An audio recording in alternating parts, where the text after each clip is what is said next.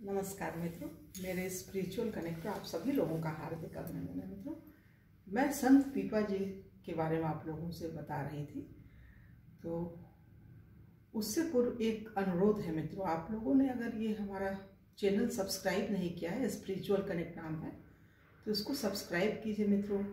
और ये भगवान की भक्ति का चैनल है।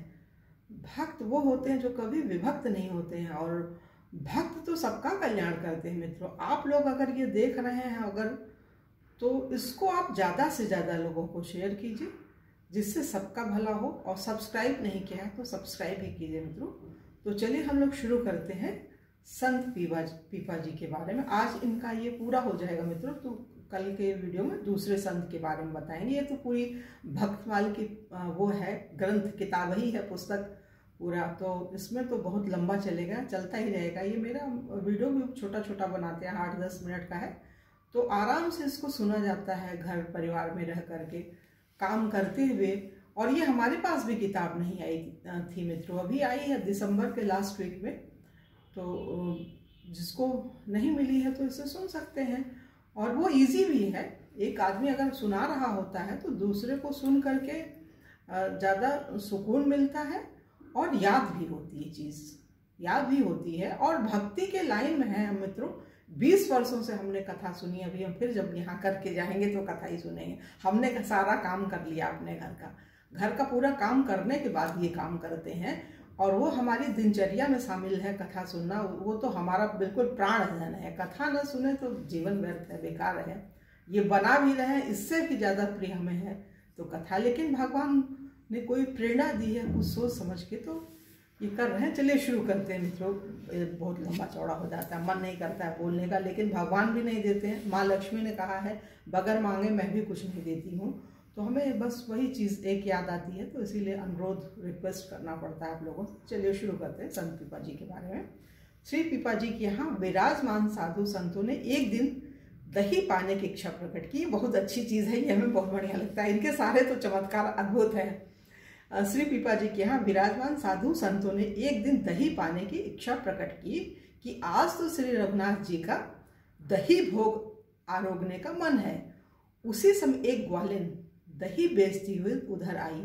इससे यह जाना गया कि भगवान अपने भक्तों के मनोरथ पूर्ण करते हैं। ये सुनिए, भगवान अपने भक्तों के मनोरथ पूर्ण करते हैं। श्री पीपा जी ने दही का मूल्य पूछा तो उस ग्वालिन ने 3 आना बताया। दही का मूल्य उसने 3 आना बताया, परंतु उस समय श्री पीपा जी के पास एक भी पैसा नहीं था। उन्होंने उससे कहा, तू दही दे दे, पैसे अभी नहीं हैं, आज जो भी कुछ भेंट में आ जाएगा वही तुझको मिल जाएगा। यदि कुछ न आया तो तुम्हारा दही ही भेंट समझा जाएगा। ग्वालिन ने स्वीकार कर लिया। दही का भोग लगा। साधुओं ने शक्कर मिलाकर भोग लगाया और बड़े प्रेम से दही पिया। उसी समय श्री पीपा जी का एक शिष्य आया और उसने एक मोती माले के समेत बहुत सा धन भेंट किया। इन्होंने मोती माला और संपूर्ण धन ग्वालिन को दे दिया। सोच लीजिए मित्रों, कितनी बड़ी है, 3 पैसे की चीज और कितनी बड़ी संपत्ति उसको मिली। तो वो क्या भगवान ही आए होंगे, क्योंकि उनको इच्छा हुई और वो ग्वालिन के रूप में वही प्रभु ही आए होंगे। हमें तो ऐसा ही लग रहा है, सही हुई है ये। उसी समय श्री पीपा जी का एक शिष्य आया और उसने एक मोती माले के समेत बहुत सा धन भेंट किया। इन्होंने मोती माला और संपूर्ण धन ग्वालिन को दे दिया। वह उस धन को घर लाई, उसमें से कुछ थोड़ा अपने पास रखा, शेष को भक्त भगवान सेवा में खर्च करके श्री पीपा जी की शिष्या बन गई। ऐसे ही अनेक विध चरित्र थे पीपा जी के। मतलब भक्ति कितनी अद्भुत होती है। भगवान किसी से भी कुछ भी करा लेते हैं। ये तो सामान्य स्त्री ही थी और वो सब दे दिया उसने। भक्त थी लेकिन सामान्य थी, भगवान की भक्त थी, तभी उसने दिया। और श्री रंगनाथ दास को भक्ति का मर्म समझाना, ये भी सुनिए मित्रों। ये दूसरी एक है, छोटा ही सा तो है ये भी। एक बार श्री पीपा जी श्री अनंतानंद स्वामी के शिष्य श्री रंग जी के यहाँ पहुंचे। उस समय वे भगवान का मानसी पूजन कर रहे थे। ये भी बहुत अच्छा है, हाँ हम इसको सुने हैं। उस समय वे भगवान का मानसिक पूजन कर रहे थे। श्री पीपा जी उनकी पौर पर बैठ गए। श्री रंग जी मानसी पूजा में भगवान का श्रृंगार कर रहे थे। पहले मुकुट धारण कराकर तब फूलों की माला पहना रहे थे। वह किंचित छोटी होने से मुकुट में अटक रही थी। उनकी समझ में नहीं आ रहा था कि कैसे पहनाऊं। श्री पीपा जी का मानसी सेवा में प्रवेश था। श्री पीपा जी का मानसी सेवा में प्रवेश था, अतः बाहर से ही कहा कि गांठ खोलकर धारण करा दीजिए। श्री पीपा जी का मानसी सेवा में प्रवेश था, अतः बाहर से ही कहा कि गांठ खोलकर धारण करा दीजिए। श्री रंग जी ने ऐसा ही किया। फिर तुरंत ही विस्मित होकर आंख खोलकर इधर उधर देखने लगे कि किसने इतनी गुप्त भावना को प्रत्यक्ष लेकर मुझे उपाय बताया। जब वहां कोई नहीं दिखाई पड़ा तो उत्सुकतावश बाहर आए। परम तेजो में दिव्य भव्य प्रसन्न मुख श्री पीपा जी को देखकर श्री रंगदास जी ने पूछा, आप कौन हैं? कृपा करके अपना नाम बताइए। श्री पीपा जी ने मुस्कुरा कर कहा, संतों से इस प्रकार कुछ पूछने की विधि नहीं है। यह सुनकर श्री रंग जी बड़े लज्जित हुए और समझ गए कि यह कोई परम ज्ञानवान सिद्ध पुरुष है। अतः गीतोक्त विधि से पुनः परिचय पूछा। जब श्री पीपा जी ने अपना नाम ग्राम बताया तो सुनते ही वह इनके श्री चरण कमलों में लोटपोट हो गए।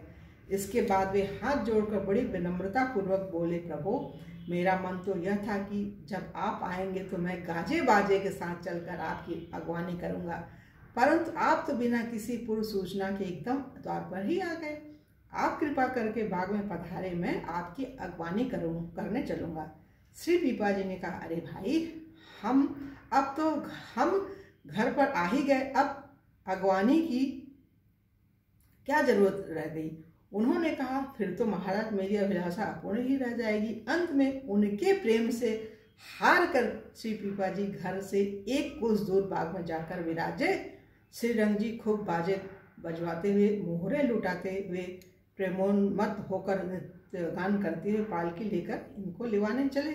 श्री पीपा जी ने कहा, पालकी पर तो हमारे श्री सद्गुरुदेव श्री स्वामी रामानंदाचार्य जी चलते हैं, भला मैं पालकी पर कैसे चल सकता हूँ। देखिए कितने अद्भुत ये शिष्य थे अपने गुरु के। रामानंद जी जो हैं यही कबीरदास जी के भी गुरु थे रामानंद जी।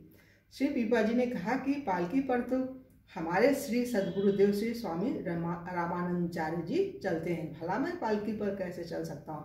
यदि आपका ऐसा ही भाव है तो श्री स्वामी जी की छवि पालकी पर पधरा कर ले चले, मैं पैदल चलूंगा। ऐसा ही हुआ।